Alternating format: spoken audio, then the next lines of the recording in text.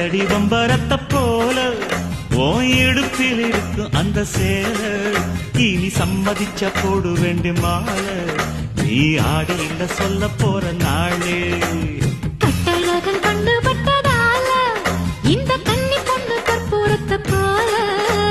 கொஞ்சம் கொஞ்சம் நான் கரைஞ்சு போனேன் நீ கொஞ்சம் என் பக்கம் வந்ததால அட சுத்துதடி வம்பரத்த போல